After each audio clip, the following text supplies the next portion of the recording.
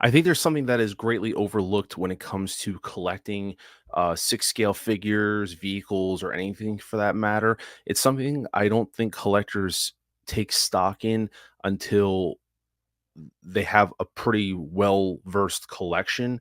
And it's something that obviously I think if we could all go back and do it over again, we would probably want to invest our time and thought into it up front, and that's displays. And that's what this video is about today.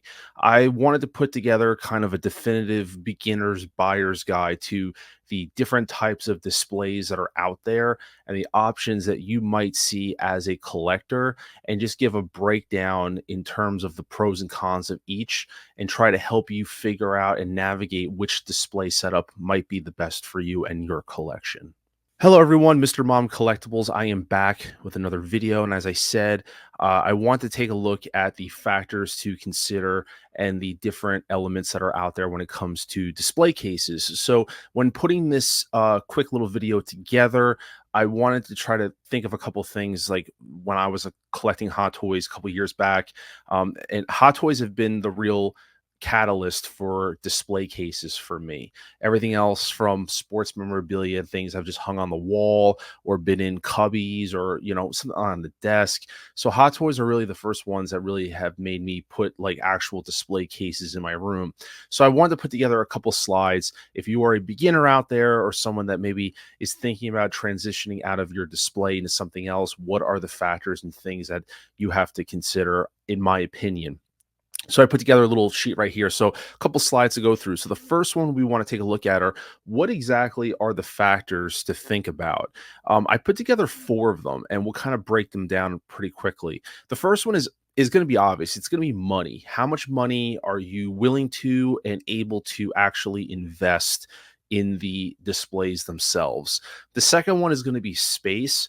Not everyone has the luxury of starting from, an empty construction where they can build whatever they want. Nine times out of 10, we have to work within the confines of a room, a basement, or we're sharing the space with something. And so oftentimes you have to figure out your display that works within the confines of the actual space itself. The next one is going to be the actual design.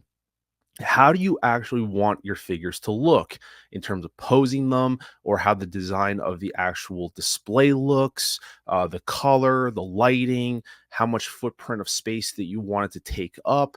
That's actually something that's kind of important that can help dictate and navigate the visual aspect of your display. And then the final one is collecting habits, which is, I think, is going to be one of the harder ones, because you don't necessarily know what your collecting style may evolve into a year from now, a year and a half from now. But we do our best to try to figure that out, to maybe try to future proof ourselves. Money's pretty obvious. You don't want to go broke. We say this all the time. You don't want to just go broke. Space, design, but collecting habits is probably the one that's going to be the hardest for you as a collector to figure out. As I said, you might be collecting a few figures now, but maybe in a year you might get into vehicles or quarter scale. So those are things that you kind of have to figure out. But as I said, you got to, I think, leave some space for the unknown in terms of how your collection is going to evolve.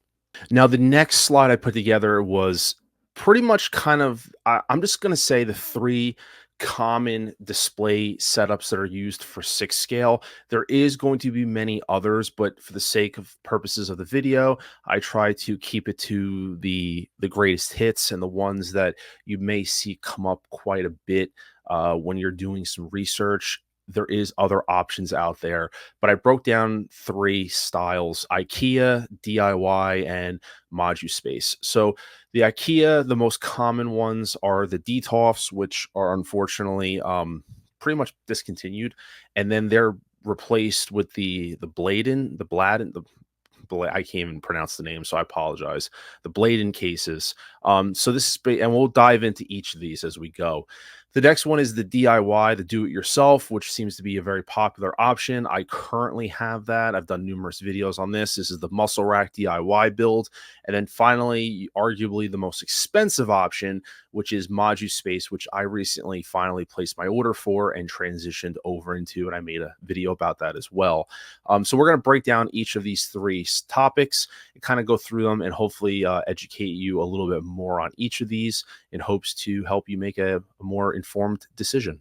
Okay, so the first one I want to break down, I broke down the three styles of the IKEA. So you have the IKEA Detolf here, which it ranged in price when it first came out. On the low end, I'd say $59.99, and it in between then it escalated up to $129.99 after COVID, and when there was such a higher demand for it. I think I was buying them when they were like $79.99 from IKEA at the time, and so but they did jump up at the end.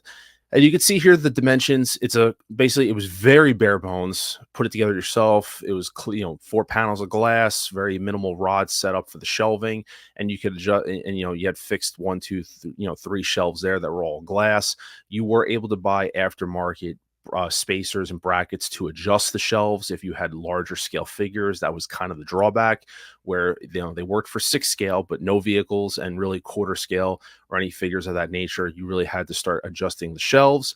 And a lot of people made lighting strip kits that you could put the wires through. Now the problem with the Detolfs, I thought, were a couple things. Number one, your visual appearance. You really kind of had to it was very naked, so it left a lot for you to see if you didn't have your wire management the correct way, or dusting, or things like that. It was very exposing of everything. And I put the dimensions here for a reason next to it. But it was a very clean, simple look, and it was inexpensive at the time. And when you had them all lined up, people put them on risers. It did have every one of these have a nice visual look. It just depends on if it's for you or not. And I started with Detolfs. I had about 9 of them, and then I ended up selling them off.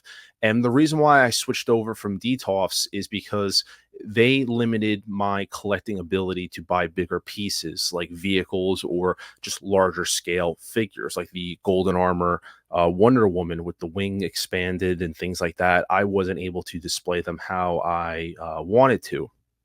Hence why the reason why I ended up getting out of Detolfs rather quickly.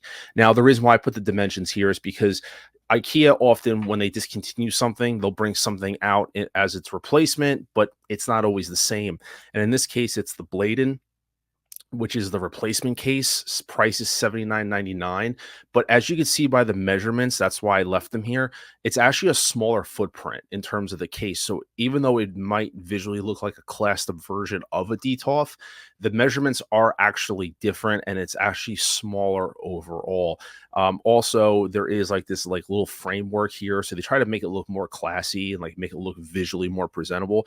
But just bear in mind, if you're spacing on the height, the length, and actually the shelving, they are smaller. So they are not in my opinion, a direct replica of the Detolf. They're actually smaller for $79.99. And then finally, I wanted to put that in there that ModuSpace did introduce theirs as well. They call it the Mono Case, which is an identical type of piece. It's $240. It's the more expensive. It does come with plexiglass, dust proof. It does come with lighting also in it. So, I mean, it's fully assembled by you. I put the dimensions here as well. All this information I will link to in the video itself as well. But I just want to give you the idea. The Detolf you basically can't get anymore. And if you do opt for this version, just bear in mind it is a smaller footprint. Or if you're someone that is trying to continue with Detolfs, you are able to get them sometimes on Facebook Marketplace. People are trying to get rid of them, transitioning out. I see a lot of people going that route on Facebook Marketplace, trying to hunt down, do local pickups and stuff. So that is an option as well. Now, the next one is going to be the DIY muscle rack. I'm not going to beat this to death too much.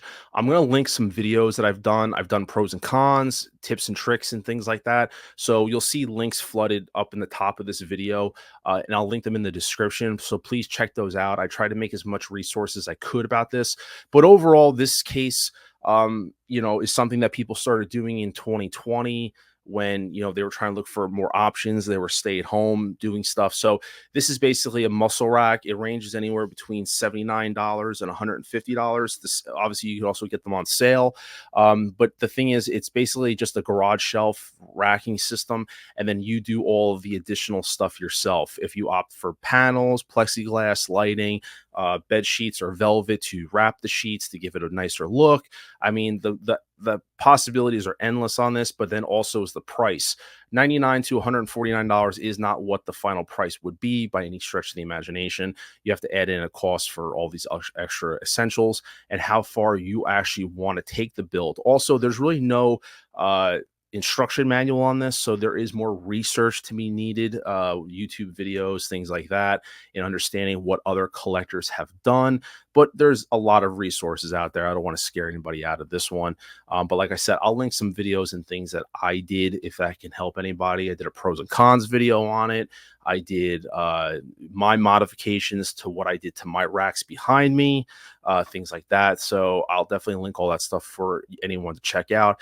But do bear in mind, this is probably going to be the more hands-on option aside from the final one. But also, you're doing this yourself, and there's no guide to really tell you what the right thing and wrong thing is to do. This is something, though, I would definitely think about if this is the investment route that you do want to go, just because, and I'll link it in, like I said, the video of why I switched out of this. I do have these myself, but I am moving out of these just because I want to class up the look a little bit more for my collection and go with something that's a little more all in one. And I think that the final option just spoke to me. It was just a matter of time financially that it made sense. Has the longest wait time, and we're going to touch base on that in a moment, and that is going to be a ModuSpace. Now, that's the video that I will link in the description and above. I made a video about what did I do in terms of me actually explaining why I moved away from the garage shelves to ModuSpace finally. But ModuSpace is considered by many to be kind of the pinnacle of display cases for 6 scale and statues. They are custom. You do order them on the website, and it is all sent to you in, you have to build it yourself, but it is all intents purposes a kit that is sent to you that you actually build these display cases with the velvet panels, the lighting, everything. The customizable options are endless of how you can actually design this, and they are the most expensive, and they have the longest lead time, anywhere between a year to a year and a half. And you could spend between $1,000 to a couple $1,000s. Like I said, I break this down in this video. This is an option where I will be very frank in this video. I wish I would have done this 3-4 years ago. This is probably one of those where I had said in the opening of this video about trying to figure out your collecting style, because my collection has evolved, like I said, and it's totally okay to make mistakes. My whole thing is, as long as you learn from them.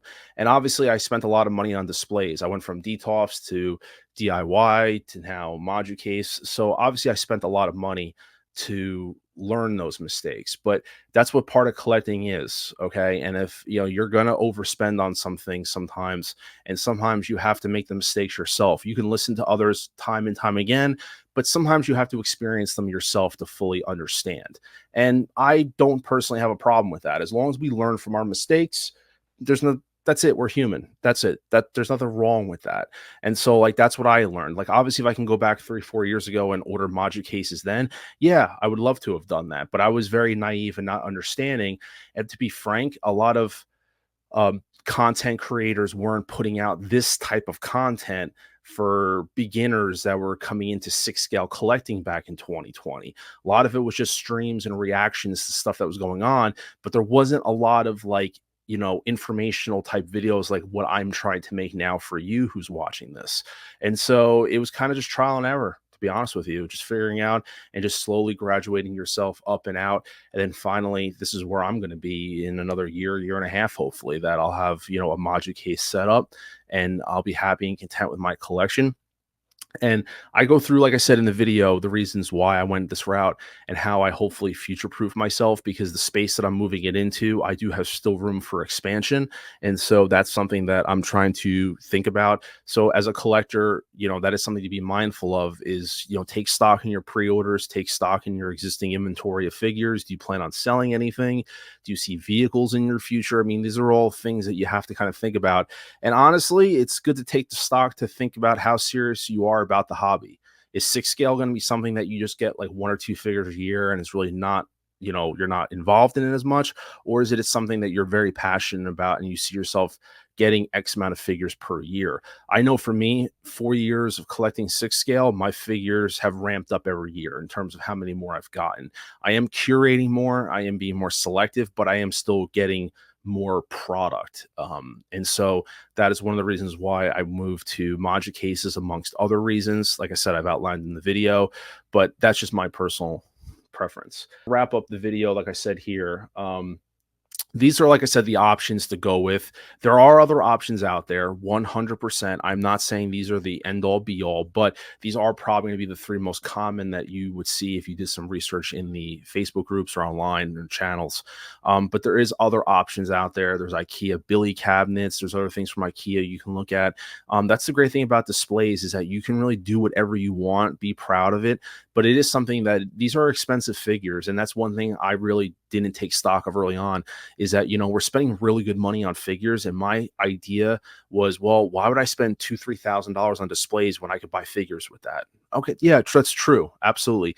But if you're going to be dedicated to this hobby and you're going to be in it for a while, it is worth the investment to showcase these pieces, because these are works of art at the end of the day. And so they deserve to be showcased as best to your ability that you can showcase them. That's the best way that I can put it. But let me know in the comments below what your thoughts are, what your weigh in on these options for other people. If you have pros and cons of any of these things, drop them in the comments below. I'd love to hear from you guys. So anyone watching this video, they can go into the comments and hopefully get some good information out of there. But definitely drop a like on this video, and please consider subscribing to the channel if you do like this and more informative information I will be putting out. And until then, this is Mr. Mom Collectibles saying take care, and I will see you guys in the next video. Acknowledge me.